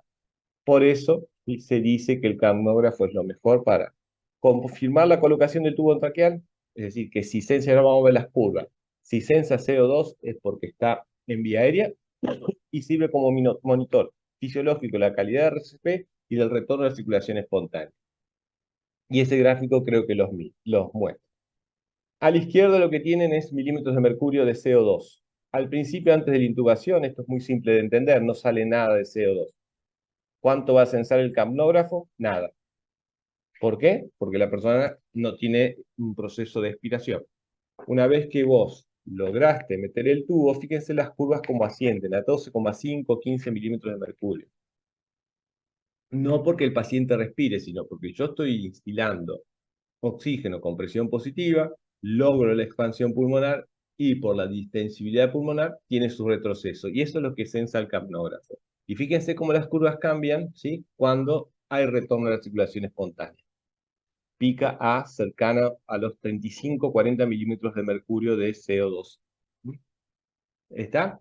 ¿Cuál es el problema con los capnógrafos? Carísimos, carísimos. No los van a tener la mayoría de las guardias ni tampoco de los servicios de emergencias prehospitalarios, menos aún, ¿sí? generalmente patrimonio de las terapias intensivas. O sea que lamentablemente nosotros todavía, ¿sí? Acá en nuestro medio, hablo yo, seguimos guiándonos por auscultación en los campos pulmonares, ¿sí? Auscultación en el epigastrio, placa, y si empaña el tubo, o la visualización de las cuerdas del pasaje del tubo endotraqueal a través de las cuerdas vocales. Lamentablemente es así. Pero en algunos lugares, sepan ustedes que lo que pueden ver, ¿sí? Es esto acá. Esto acá, fíjense que habla de números, ¿sí? Menos de 3 milímetros de mercurio, entre 3 y 15, más de 15. Esos son capnógrafos de tipo colorimétrico, son reacciones químicas que van a reaccionar al valor de CO2 que emita la persona. Si recordamos la curva del capnógrafo, si está en este color, ¿sí? Si tiene esta gama de color, quiere decir que por lo menos ha intubado al paciente. Si tiene más de 15, es que el paciente ha tenido retorno a la circulación espontánea. Sepan ustedes que tampoco lo tenemos disponible, a pesar de que es 50 veces más barato. Y en algunos lugares, sí, obviamente, esto en contexto intrahospitalario, pero por ejemplo en países como Chile, ¿sí? Los servicios de emergencia prehospitalario tienen ecógrafos, ¿sí? Obviamente que no son ecógrafos del consultorio, el súper grande, que querés ver en detalle la anatomía de los órganos. Acá buscas cosas muy groseras. Eso que ustedes están viendo acá son el istmo de la tiroides. Yo no sé si ustedes alcanzan a reconocer. Esto es el istmo de la tiroides, lóbulo, lóbulo, y en el medio lo que van a tener la tráquea, pero ven que hay una línea refringente, hiperecogénica, eso es el tubo, ¿sí? En una sección transversal de cuello. Y con respecto a B, ¿sí? FiO2 tan alta como sea posible. ¿Recuerdan lo que era fracción inspirada de oxígeno? El concepto, si alguno me la puede repasar.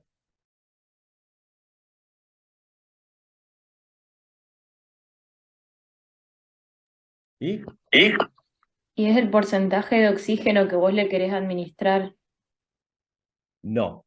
Es fracción inspirada de oxígeno, es cuánto del aire que nosotros respiramos en este preciso momento, ¿sí? Corresponde a oxígeno. Es un concepto del primario o secundario, yo nunca me acuerdo. Nuestra FiO2 ahora de cualquiera de nosotros que está acá es 21%. ¿Qué quiere decir? Que 21% del aire inspirado es oxígeno. Muy bien, cada vez que metemos. ¿Cuál es el volumen corriente? Y esto es importante que lo sepan. ¿Cuál es nuestro volumen corriente en condiciones normales? 500 500. mililitros creo que. Sí, 500 centímetros cúbicos, 500 mililitros. ¿Sí? Mililitros cúbicos. ¿Estamos hasta ahí? Eso lo tienen que tener en cuenta por los dispositivos. Bien, la FiO2 que ustedes tienen que entregar a un paciente en paro cardiorrespiratorio es del 100% cercana al 100%. ¿Sí? Es decir, todo el aire que va a ingresar en el paciente en paro tiene que ser oxígeno. Y lo que van a tener que hacer ustedes, ¿sí? Es, fíjense que acá hay un panel central, ¿sí? Esto que ustedes ven en verde y esto es por convención, lo que ven en verde generalmente es el oxígeno. Lo que van a tener que hacer es girar esta ruedita y llevar el flumíter. Esto que ustedes ven acá se llama flumíter, ¿sí? Lo van a tener que llevar a 15 litros por minuto fácil.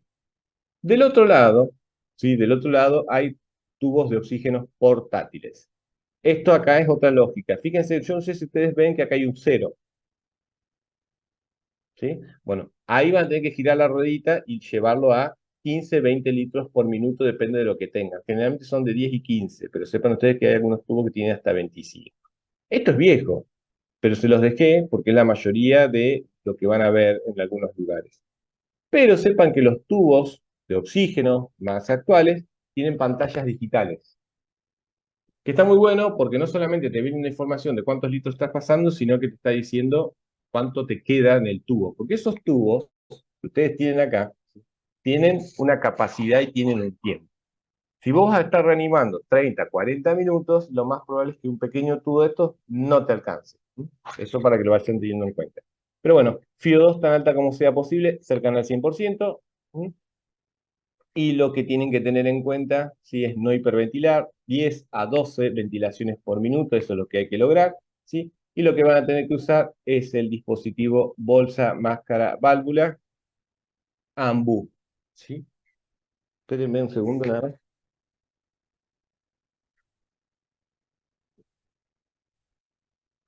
Bien, esto que ustedes están viendo ahí es el AMBU, ¿sí? AMBU es la marca comercial más ampliamente reconocida o vendida en el mundo. Pero en realidad el dispositivo se llama bolsa, bolsa, máscara, válvula. Y este tiene una válvula de PIP, inclusive, ya lo vamos a ver qué significa. Desde la irrupción del COVID apareció esto verde acá, que son filtros HMEF, ¿sí? Son filtros antibacterianos y antivirales. Antes no lo usábamos. Sepan ustedes que en algunos lugares del mundo los ambús, las bolsas, máscaras, válvulas son descartables. Vienen cerradas, se usan en un paciente y se tiran. No es nuestra realidad, sépanlo, ¿sí? Nosotros tenemos que reusar, reusar, reusar y reusar, no queda otra. No hay problema en limpiar. Este filtro, por ejemplo, es descartable, ¿sí? Esta máscara se puede limpiar. El problema que tenemos nosotros, tanto en el pre como en el intra, es limpiar esta parte, la parte interna de la bolsa. Se nos complica un montón. Pero bueno, ya lo vamos a ver en la parte práctica, cómo se arma. Sepan ustedes nada más otro concepto. Yo les pregunté cuál era el volumen corriente nuestro. Ustedes me dijeron 500 centímetros cúbicos. Bueno, sepan que estas bolsas tienen entre 1,5 litros, unos 700 a 2 litros. Por lo tanto, si ustedes aprietan por completo la bolsa, ¿sí? Lo que están metiendo es aire en la vía aérea, pero también aire en el esófago, distensión gástrica, regurgitación, pasa el contenido gástrico a la vía aérea. Le agregan otro problema a este paciente que ya está en paro. En algunos lugares hay dispositivos como el EO Life, ya se los voy a mostrar después, ¿sí? Que son dispositivos que se adaptan acá y que van censando cuánto volumen le estás pasando al paciente. En nuestro medio eso no existe, ¿sí? Lo hacemos a ojo. ¿Y cómo? Y le calculamos que tiene 1,5 litros y apretamos 1/3 la bolsa. Lamentablemente es así, ¿no? Pero sepan que en otros lugares encuentran esos dispositivos. Y con respecto a cómo, ¿sí? Cómo usar las máscaras y demás, ¿sí? Después de la aparición del COVID, hemos modificado con respecto al sellado. Uno de los operadores, ¿sí? Fíjense que están sus dos manos, solamente lo que hace es bloquear, ¿sí? Es apoyar, sellar la cara del paciente contra la máscara, mientras que otro, ¿sí? Tiene que bolsear. Antes del COVID hacíamos la famosa C y E, que es lo que está acá en esta imagen. ¿Ve? Un solo operador hacía la C, apretaba la máscara contra la cara de la víctima y esta era la E con el resto de los dedos y bolseaba. Desde la aparición del COVID usamos filtros HMEF, uno de los operadores se dedica a sellar la máscara y el otro bolsea. Acá viene la pregunta, ¿y qué pasa si somos dos nada más mientras estamos reanimando? Bueno, el que hace compresiones, ¿sí? Hace 1, 2, 3, 29, 30, por ejemplo, mientras el otro está sellando la máscara, bolsea y retoma las compresiones, ¿eh? Esa es la solución que se ha encontrado. Así como les dije que había dispositivos para hacer compresiones torácicas, hay dispositivos para realizar la ventilación. Y no hablo del ventilador, porque acuérdense que no hablamos más de respirador, sino que sí, se usa la palabra ventilador mecánico, ¿sí?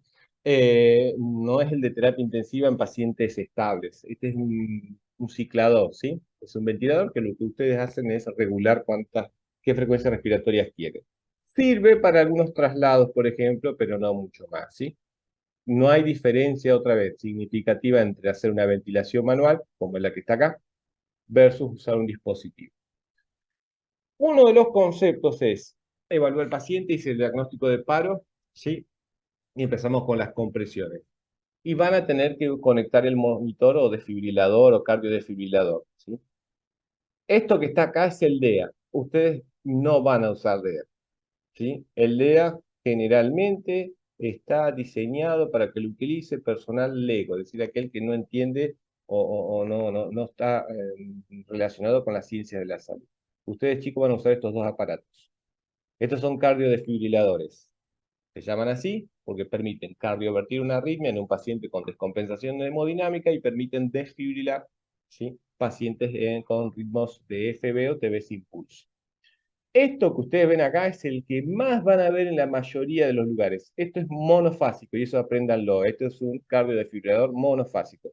Es de los viejos, ¿sí? ¿Y por qué se los marco a esto? Porque esto van a tener que usar la frecuencia de descarga, la intensidad de descarga, perdón, son 360 joules todos los disparos. En cambio estos son bifásicos y estos tienen distintas características.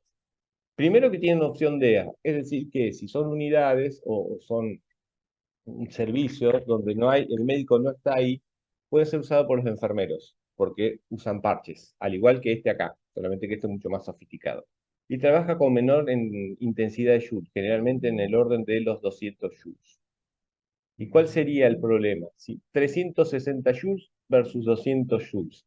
No hay diferencia en cuanto a la probabilidad de retorno a la circulación espontánea. Pero si ustedes tuvieran los dos, ¿cuál eligen y por qué?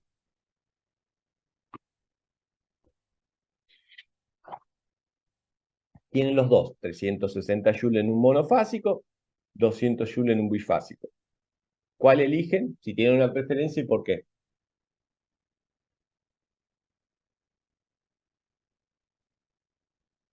¿No tiene ninguna preferencia?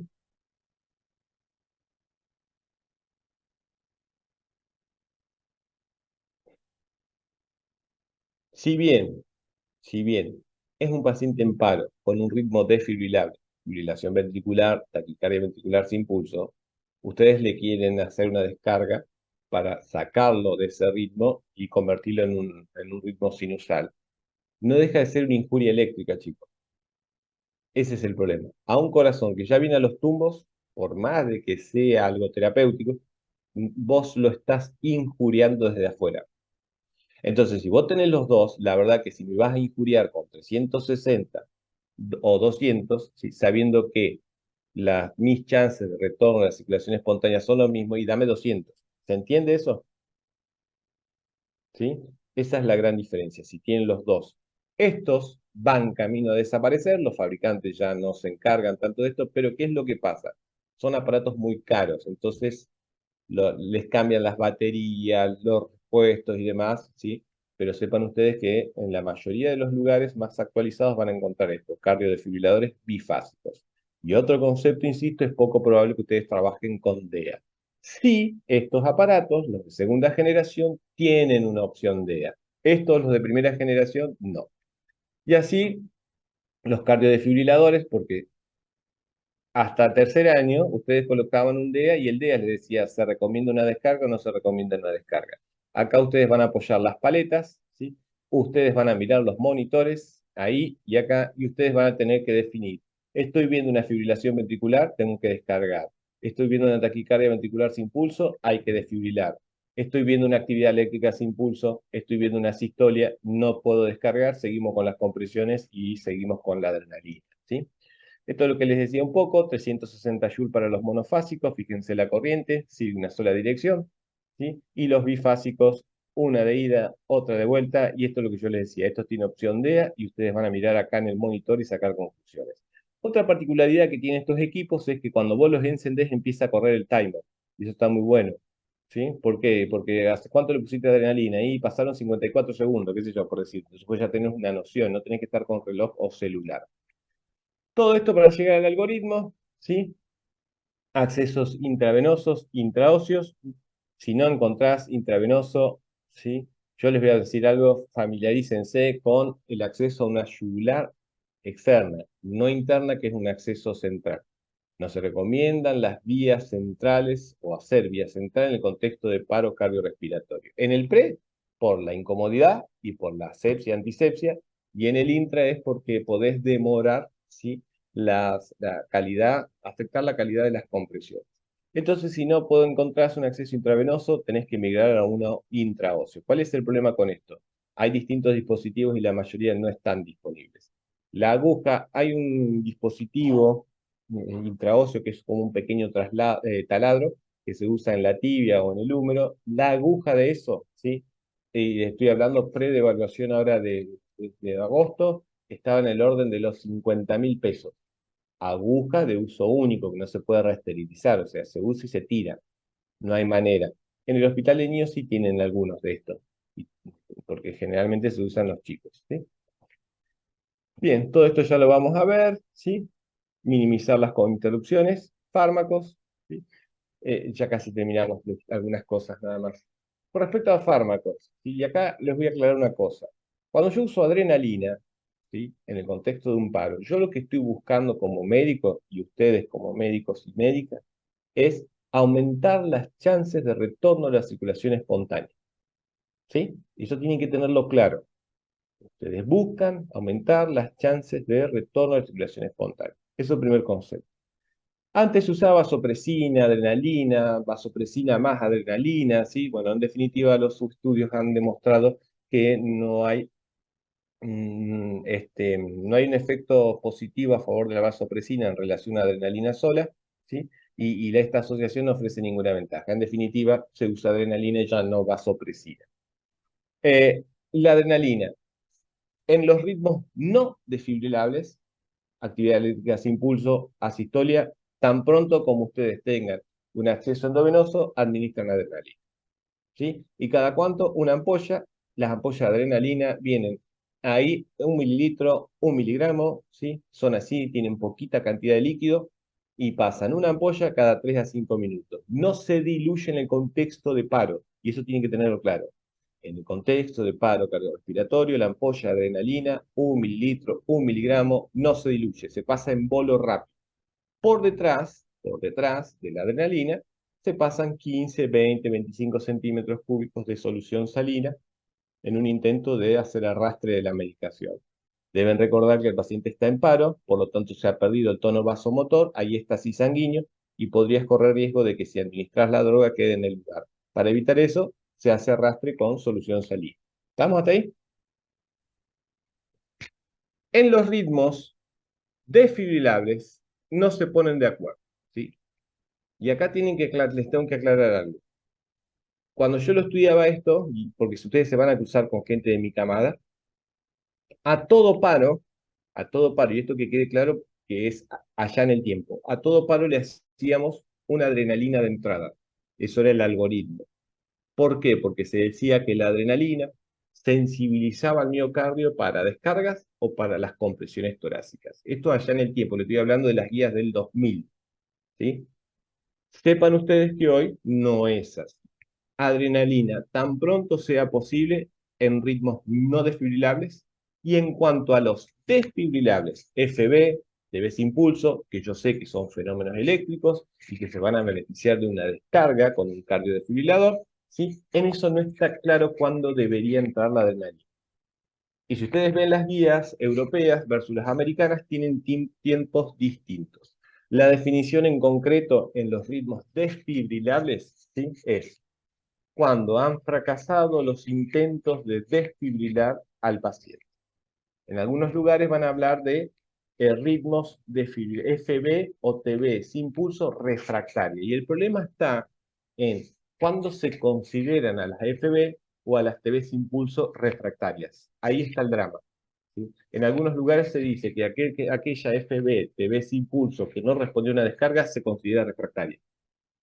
Entonces, no queda claro cuándo es el mejor momento para que ingrese la adrenalina en el algoritmo en ritmos desfibrilables. ¿Sí? Presentación, todo eso. Atropina. La atropina, cuando yo estudié allá en el tiempo, ¿sí?, y esto también se los aclaro, por eso está puesto ahí, la adrenalina hoy en el paro no tiene ninguna utilidad. Ahora, cuando sale del paro, el paciente generalmente sale del paro hipotenso y con bradicardia. Tiene que ver con el sufrimiento miocárdico, ¿sí? Ahí sí, ahí vos podés hacer atropina. ¿Y por qué les aclaro esto? Porque hasta el 2000, ¿sí?, para los ritmos no desfibrilables se hacía intercalado. Una adrenalina, una atropina. Una adrenalina, una atropina, una adrenalina, una atropina. Eso se hacía 3 veces, ¿sí? Pero eso es un esquema viejo. Hasta las guías del 2000, ya en el 2005 ya cambió y en el 2010 totalmente sacaron la atropina. Entonces, la atropina no tiene ningún uso mientras el paciente está en paro. Cuando sale del paro y sale con una bradicardia, ahí sí. Vienen ampollas de 1 miligramo, 0,5 miligramos. Lo más probable es que encuentren de estas, las de 1 miligramo. También se pasan, ¿sí?, en bolo sin diluir. 1 miligramo, 1 mililitro. Y lo que van a ver ustedes como respuesta es que automáticamente el paciente aumenta taquicardia, aumenta su frecuencia cardíaca. Sepan ustedes nada más que se puede hacer 3 ampollas máximos de 1 miligramo, ¿sí? Esto es, sí, lo que yo les decía, la actualización del 2018 acerca de antiarrítmicos, ¿sí? Antes solamente usábamos amiodarona, lidocaína, la usaban los los escenarios de las coronarias cuando sospechaban que los fenómenos eléctricos eran a partir en el contexto de un síndrome coronario agudo, y en definitiva desde el año 2018 se dice, usa amiodarona o usa lidocaína. Cualquiera de las dos opciones es buena, pero usás una, no las dos, no se mezclan. Si usás amiodarona, te quedás con amiodarona. Si usás lidocaína, te quedás con lidocaína. ¿Qué es lo que pasa en nuestro medio? La amiodarona en nuestro medio viene ahí, como dice acá, vienen en ampollas de 150 miligramos en 3 mililitros, ¿sí? Cuando vas a usar amiodarona para una FB, TB sin pulso, ¿sí? Refractaria de desfibrilación, la dosis de ataque son 2 ampollas, es decir, 300 miligramos. Y podrías repetir una ampolla más, 150 miligramos, en una segunda dosis, ¿sí? La particularidad que casi todos estamos familiarizados con amiodarona y es más fácil decirle al enfermero, cargate 2 ampollas de amiodarona o cargate una ampolla de amiodarona. Fíjense lo que pasa con la lidocaína. El problema de la lidocaína es que van a tener que calcular dosis. 1 miligramo, ¿sí? A 1,5 miligramos por kilo de peso de la primera dosis y la segunda dosis, que pueden repetir como lo hacían con la amiodarona, de 0,5 a 0,75 miligramos por kilo de peso. Si ustedes tuvieran en el contexto de un paro que optar una opción u otra por una cuestión de práctica, ¿con cuál se quedan? Con amiodarona, ¿estamos de acuerdo? 2 ampollas, una ampolla. Acá tenéis que calcular. Y ese es un problema para nosotros. Pero sepan ustedes que cualquiera de las dos opciones es buena. Ahí está, amiodarona o lidocaína desde el año 2018. Sulfato de magnesio no tiene ninguna indicación, excepto en que el paro cardiorrespiratorio se dé en el contexto de una baja de magnesio o en la torsada de Point. Esa, sí, la torsada de Point, no es tan común de ver. Sí, sí, sí, tengan en cuenta, ¿saben en qué paciente se puede presentar? ¿Lo han leído por ahí? Ah, ¿Mm? ¿Saben o no? Cuando consumen un medicamento que es muy habitual, muy ampliamente distribuido, todo lo que sea antihistamínico acá en Santa Fe. Estoy alérgico, loratadina, Benadryl, la gente va, compra y se automedica, sobre todo en personas mayores. Ahí puede producirse este fenómeno arrítmico. Y esto, la intoxicación digitálica, chicos, ustedes ya no lo van a ver. Porque nosotros manejamos, ustedes hoy trabajan con beta bloqueantes selectivos, no selectivos, carvedilol, bisoprolol, nebivolol. Antes no había todas esas opciones. Antes lo que había era, para controlar las arritmias de los pacientes, era la digoxina, en forma intraparental, o sea, parenteral, perdón, o vía oral. Entonces los pacientes que tenían falla renal y demás, se intoxicaban con la digoxina vía oral, con el comprimido. Entonces, ustedes ya no van a ver esto prácticamente, pero supongamos que el paciente les dijera que está tomando digoxina, que sería muy raro, ¿sí? Podrían usar sulfato de magnesio en el contexto de que el paciente esté en paro.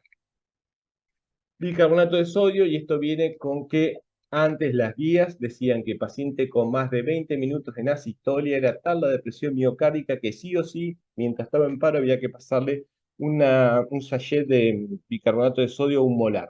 Esto no es así, excepto ¿sí? Si hay una acidosis metabólica grave, si hay hiperpotasemias o si hay intoxicación por antidepresivos tricíclicos. Esto tampoco lo van a ver ustedes de manera frecuente. Generalmente los antidepresivos tricíclicos van a ver que los pacientes lo usan para portadores de neuropatía posherpética o neuralgias posherpética en el caso del zóster, o neuralgias primarias del trigémino, algo que le damos amitriptilina, imipramina, sino para lo que son trastornos del ánimo, sí, o de la conducta, se usan fármacos mucho más selectivos, pero antes no había tanto como hay ahora, ¿sí? Se usaban antidepresivos tricíclicos. Gluconato de calcio, ténganlo en cuenta, ¿sí? Y yo se lo voy a explicar por qué. Si ustedes sospechan que el paro se da por intoxicación con betabloqueantes, tienen que pasar gluconato de calcio, chicos, una ampolla de 10 mililitros, ¿sí? ¿Por qué? Porque la mayoría de nuestros familiares, amigos, tienen acceso a los betabloqueantes. Y yo les dije hoy al principio, ojo chicos, que desde la pandemia los intentos autolíticos por problemas de salud mental han aumentado. Entonces, si ustedes reciben un paciente o van a ir a ver un paciente que está en paro, ¿sí? Que les dicen los familiares que ha consumido beta bloqueantes, dentro de todo el combo que vienen haciendo, también tienen que hacerle gluconato de calcio. ¿Queda claro eso? Digo porque es un fármaco ampliamente distribuido, está al alcance de todo el mundo. Y nosotros lo vemos, ¿sí? Antibióticos, analgésicos, antiepilépticos y beta bloqueantes son lo que la mayoría de las personas consumen con fines autolíticos. Naloxona no es tan frecuente en nuestro medio, sí lo van a ver en muchos carros de paro y tiene que ver con la intoxicación por los opiáceos. Esto en las guías americanas, como tiene una epidemia, ¿sí? Ya lo recomiendan de protocolo. Nosotros no están así, excepto que ustedes lo sospechen. Lo que yo les decía, que fue el consumo de droga adulterada en provincia de Buenos Aires, bueno, ahí si uno hubiera ido a asistir a esos pacientes o hubiera recibido esos pacientes, de entrada le hubiera hecho naloxona, ¿sí? Corticoides. Corticoides. Hay un estudio que se llama VAC. VAC es vasopresina más adrenalina más corticoides. No se puede extrapolar para todos, ¿sí? Porque se hizo en contexto intrahospitalario. No, por guía no se recomiendan los corticoides de manera de rutina, ¿sí? ¿Qué es lo que pasa con las drogas, chicos? Y golpe precordial, ¿lo conocen al golpe precordial que muestran en las películas que hace el diagnóstico de paro y pega un puñetazo en el pecho? Las inyecciones intracardíacas de adrenalina. Yo eso lo viví. Yo lo he llegado a hacer inyecciones intracardíacas de adrenalina, como muestran las películas. El golpe precordial lo hacíamos, ¿sí? Excepto, ya no se recomiendan de rutina. ¿Queda claro eso? Pero ojo, que el concepto es, no se puede indicar para todos los pacientes por igual. Pero si yo recibo un paciente politraumatizado que sufrió una contusión miocárdica porque pegó contra el volante del auto y me hace un paro, tal vez, y esto está avalado por la bibliografía, tal vez le hago un golpe precordial y lo saco de la arritmia, aunque ustedes no lo crean. ¿Sí? Pero bueno, insisto, no se puede extrapolar como una estrategia poblacional, serían individualidades. Tal vez, yo tengo reanimando un paciente 40, 45 minutos porque es un paciente joven, tal vez le digo a mi enfermero, bueno, ponele hidrocortisona, pero ya son cosas, decisiones mías como médico, fuera de lo que son las guías. ¿Queda claro eso? Y ustedes también lo pueden hacer. Dosis crecientes de adrenalina. Llevamos 45 minutos, tiene 18 años el paciente y yo quiero seguir reanimando porque me parece que mi fundamento médico es que yo quiero seguir reanimándolo.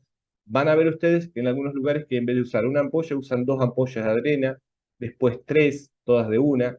Pero esos son esquemas, ya son decisiones individuales de cada uno de nosotros para este paciente en particular y porque nosotros estamos analizando, ¿sí? Y tenemos un fundamento de por qué lo hacemos. Pero no se puede extrapolar a todos por igual. ¿Queda claro ese concepto? La decisión va a ser de ustedes. ¿Por qué le pusiste hidrocortisona? ¿Por qué hiciste dosis crecientes de adrenalina? ¿Por qué le hiciste inyecciones intracardíacas de adrenalina? Bueno, vos tendrás que fundamentar por qué. Pero no se puede extrapolar. Y tal vez, y lo que sí tienen que saber, que tal vez para ese paciente sí funciona. Para ese paciente en particular, como una estrategia individual, sí funciona y lo sacan del paro, pero lo más probable es que no lo puedan extrapolar a todos. ¿Sí? Dentro de los manejos de paro, ¿sí? Tienen que acordarse, no deben olvidar en realidad tratar las causas que han conducido al paro. Por ejemplo, si hay hipovolemia, reponer volumen y o sangre. Hipoxia, manejo de la vía aérea, con lo que venimos hablando. Acidosis, pasar bicarbonato. Hiperpotasemia, manejar el medio interno, ¿sí? Hipotermia, recalentar al paciente. Neumotórax, atención, hay que hacer drenaje del neumotórax, taponamiento cardíaco agudo, hablo, drenar, una pericardiocentesis para comprar tiempo. Toxinas, hay que administrar los antídotos. ¿Sí? Por ejemplo, en el caso de una hepatitis fulminante por el consumo de paracetamol, van a tener que meter una acetilcisteína. ¿Sí? Trombosis pulmonar, fibrinolíticos y trombosis coronaria, obviamente, el paciente va a ir a hemodinamia. ¿Sí? Y todo esto se va haciendo a la vez, no es que se espera. Y para terminar, los cuidados post-paro, ¿sí? Una vez que lo sacaron del paro, tiene indicación ahora sí de intubación orotraqueal y va a ir conectado a ventilador mecánico. Tienen que recordar estos parámetros ventilatorios, ¿sí? 10 respiraciones por minuto, tienen que lograr una saturación de 92 o 98%. La idea de ustedes es que cuanto más alto la saturación de oxígeno, mejor. Bueno, hay estudios que han demostrado que la hiperoxemia provoca vasoconstricción a nivel de la pequeña circulación del cerebro y empeoraría el resultado neurológico de pacientes en paro. En definitiva, no buscan el 100% de saturación, ¿sí? Confórmense con un 92-98%. Tienen que, yo les dije, ojo que la mayoría, y tienen que evitar, perdón, la hipo e hipercapnia. Tienen que lograr una PSO2 de 35 a 45 milímetros de mercurio. Y lo que sí tienen que lograr la mayoría de los pacientes, por la depresión miocárdica, por la acidosis láctica, etcétera, salen hipotensos. Entonces ustedes tienen que lograr una sistólica mayor a 90 milímetros de mercurio o una TAM, y eso familiarícense con el concepto de TAM. TAM expresión, TAM o PAM, expresión o tensión arterial media. Hay distintas fórmulas para calcularlo. Elijan la que quieran, pero elijan una y familiarícense con una, chicos. ¿Sí? TAM o PAM, la que quieran. Hay como 10 fórmulas. Familiarícense con una ustedes, porque la van a calcular. Entonces tienen que lograr una TAM o PAM mayor de 65 milímetros de mercurio, excepto en el contexto de trauma de cráneo, donde tienen que lograr una TAM, una PAM más de 90 milímetros de mercurio. Hay que hacer un electrodosis de derivaciones, ¿sí? Y bueno, esto ya es pronóstico neurológico, no tanto en lo agudo, ustedes no es la idea, esto es manejo de terapia. Acá, hemoglucotés, ¿sí? Sonda vesical, porque necesitan ver presión de perfusión, y esto se manifiesta a través de la emisión de diuresis, derivaciones, control de las convulsiones, no se previene, pero si hace una convulsión, benzodiazepina, ¿sí? Antitérmico si hace fiebre, hay que hacer protección neuronal, y no mucho más, ¿sí? ¿Cuándo no iniciar? Sí, y esto sí tienen que saberlo. Esta es una decisión que no es fácil, chicos, sobre todo en el contexto prehospitalario. En el intra es mucho más fácil decir, señor, espere afuera, ¡pac!, cerramos la puerta y tal vez como equipo decidimos reanimar o no reanimar. En el contexto prehospitalario estás hablando de la vía pública, estás hablando de un domicilio, de una institución laboral. Es difícil no reanimar y esto tienen que tenerlo en cuenta.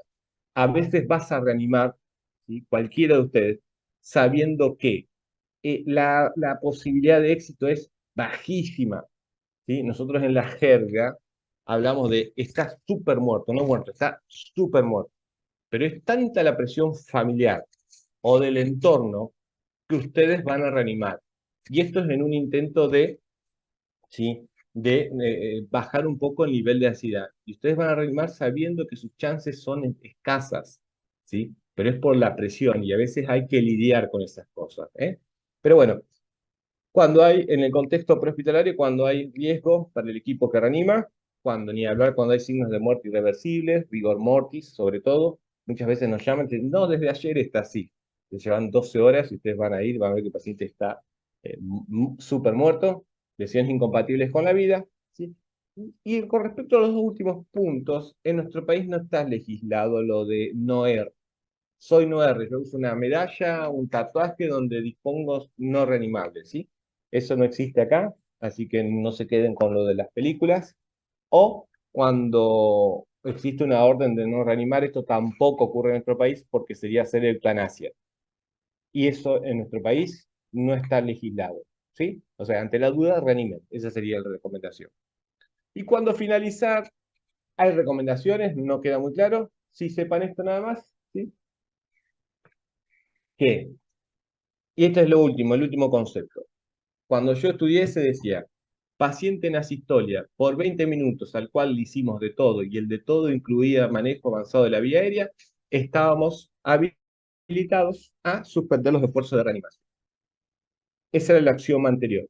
Hoy lo que se dice es, ojo que aplicando eso, esa lógica, según algunos estudios, ¿sí?, puede haber un 7 a 10% de pacientes que no solamente saldrían del paro, sino que se hubieran ido a la casa con muy buen resultado neurológico, sin secuelas, ¿sí? Entonces las recomendaciones generales es, ¿sí?, eso que está ahí. ¿Sí?